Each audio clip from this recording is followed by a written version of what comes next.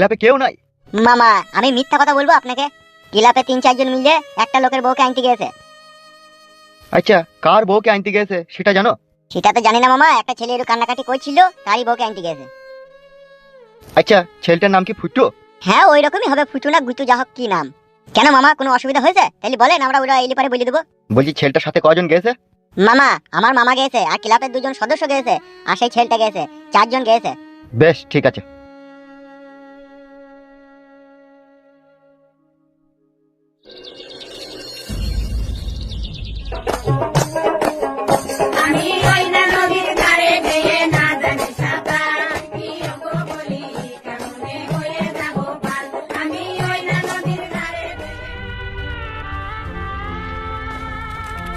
কই গো ফুটুর মা? কি হলো গো, ফুটুর খোঁজ পেলে? কি গো ফুটু কোথায় গো? ক্লাবে গিয়েছিলাম, ফুটুর লেগে একটা ছেলে বলছে সে নাকি শ্বশুর বাড়ি গেছে। ই কি গো, কাউকে কিছু না জানি সে একাই শ্বশুর বাড়ি চলে গেল? তাই তো বলছে ওই ক্লাবের ওই ছেলেটা। হ্যাঁ গো, যদি কিছু হয় ওখানে কি হয়? বলছে 3-4 জন গেছে ফুটুর সাথে। 3-4 জন গেছে? তাই তো বললো ওই ছেলেটা। হ্যাঁ গো, তাহলে এখন কি হবে গো? কি আর করবো গিন্নি বলো, শালা বধুটা যে আমার বউ পাগলা হয়েছে, তার কি করার আছে? যদি ওর শ্বশুর বাড়ির লোকরা মারধর করে ওকে? ওইসব শালা বধুকে মেরে ফেলে দেওয়াই ভালো। ই কি গো?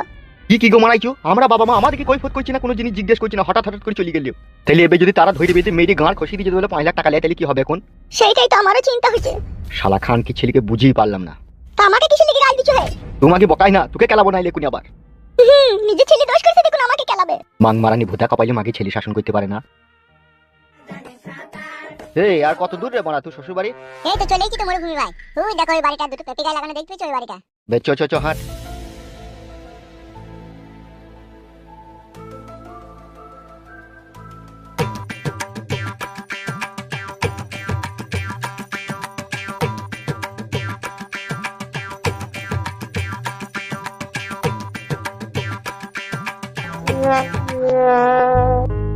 এ ফুটো, তোর শাশুড়িকে তুই ডাক রে।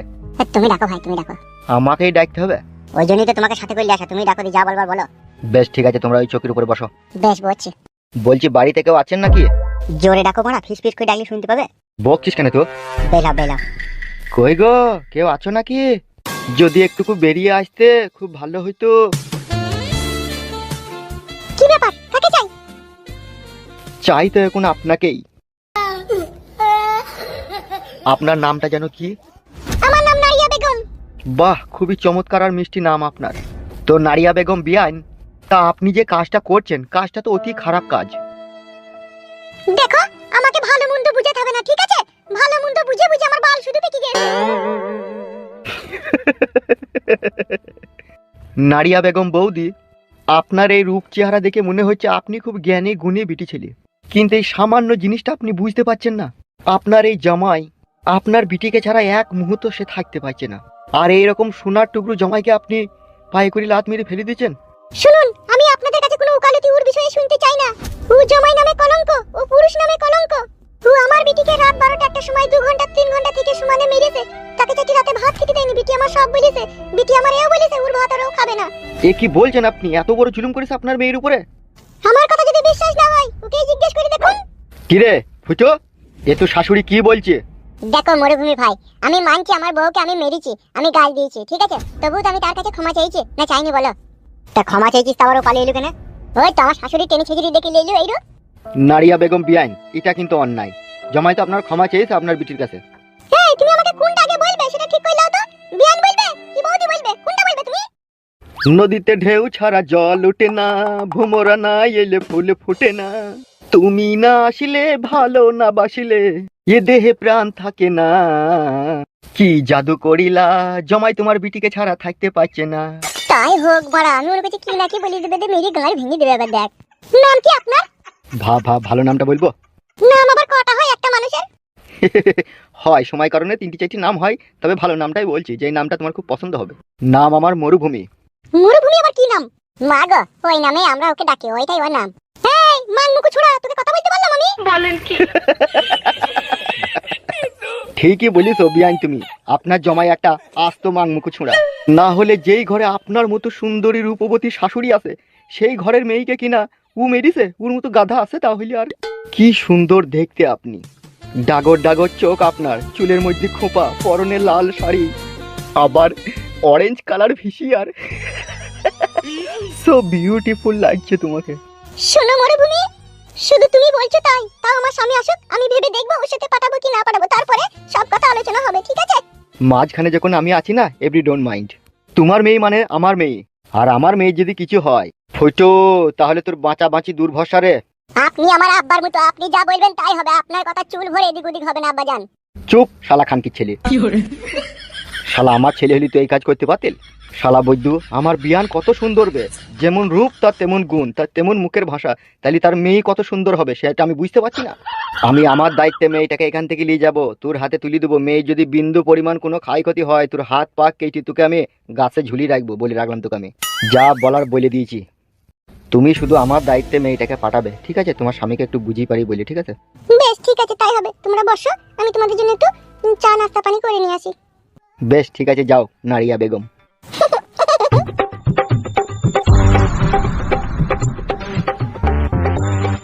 বে মরুভূমি, তোর কথার মধ্যে কেমন একটা ঘাবলা ঘাবলা ভাব, বুঝতে পারলাম।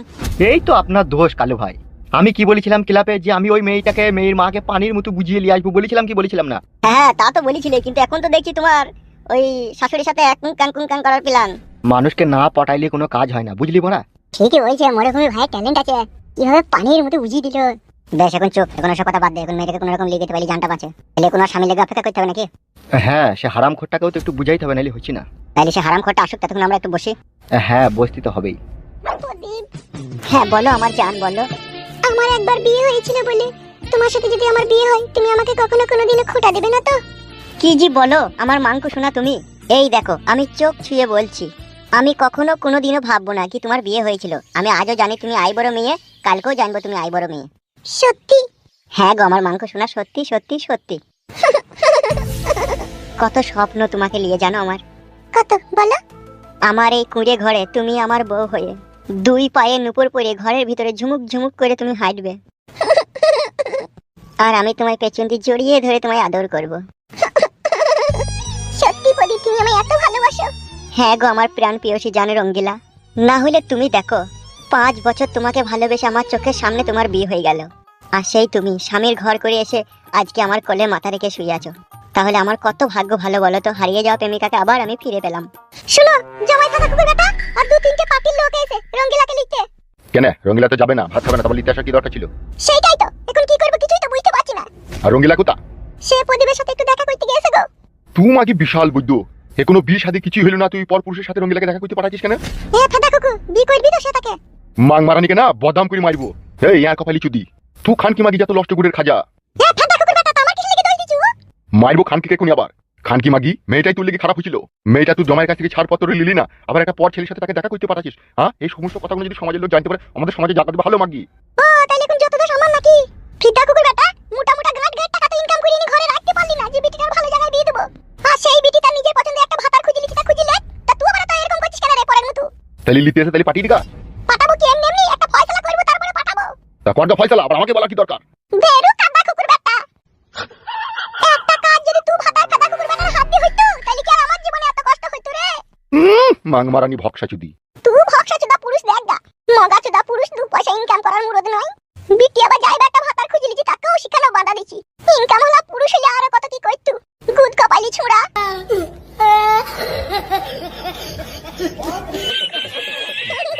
এই সবই তোমার ভাগ্য। আর এই ভাগ্য শুধু তোমার জন্য ভগবান আমাকে লিখে দিয়েছে আমার কপালে। ভাইপো কি হয়েছে? ঘর মাইতে ঘরের ভিতরে ঢুকতে বললো? তোকে তো 3 দিন থেকে খুঁজে পেছি না রে আমি। গেজাগোনা যে তোর ভাগ্নির হাত দিয়ে লিয়ে এলি ইন্টার খেছিস, পয়সাটা তোর কোন বাপ দিয়ে আসবি রে? 1680 টাকা বিল হয়ে গেছে তোর। তোমার বড় কোনো হুঁশ বুদ্ধি নাই তো? কোথা কি কথা বলতে শিখোনি নাকি? অত আমার শিকার দরকার নাই, এ মাগি ফাগিলি ফুর্তি ফাতা যা করছিস কর, পয়সাটা যেন দিয়ে আসবি।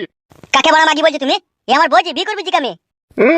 বাল কপালি ছুঁড়া রে, কত মেয়ে মানুষলি ফুর্তি ফাত্তা করবে, ওইটুকু ছুঁড়া তুই? ই কি বলছেন কি এসব আপনি? যা বললাম তোকে ঠিকই বললাম, গেজার পয়সাটা দিয়ে আসবি, ঠিক আছে? নাহলে এরপর গেজা আনতে গেলে তোকে বারণ করে মারবো আমি। গাড় ভেঙে দেবো মারাই কোনি আপনার আমি, চিনেন তো আমাকে?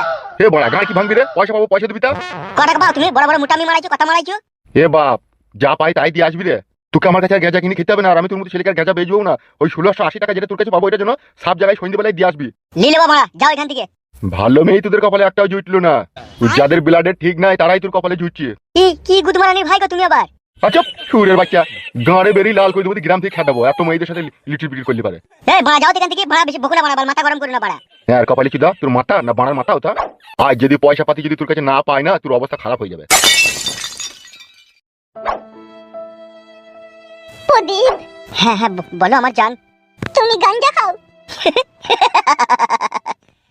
আমি খাবো গাঁজা, তাই তো দুনিয়াটা উলট পালট হয়ে যাবে গো আমার জান। আমার একটা বন্ধু খায়, তার কাছে পয়সা ছিল না, আমি দিতে বলেছিলাম যে তুমি ওকে দাও গা, আমি তোমাকে পয়সাটা দিয়ে দেবো। আর আমার দেওয়া হয়নি, সেই জন্য ও বাড়ি এসে ওলি কোনো ভাবনা চিন্তা করার কোনো দরকার নাই তো। সত্যি তুমি গাঞ্জা খাও না তো? কি জি বলো আমার জান, আমি খাবো গাঁজা? আমি জানি না গাঁজা খেলে কি হয়। গাঁজা খেলে শরীর দুর্বল হয়ে যায়, অল্প দিনেই মানুষ মরে যায়। আমি এত নিজের ক্ষতি হবে জেনেও আমি কি গাঁজা খাবো? তুমি ভাবলা কি করে? সত্যি করে খাও না তো? না গো আমার জান, আমি খাই না। বেশ ভালো কথা, না খেলেই ভালো। তাহলে বসে অনেকক্ষণ গল্প করা হলো, বাড়ি যাই এবার, ঠিক আছে?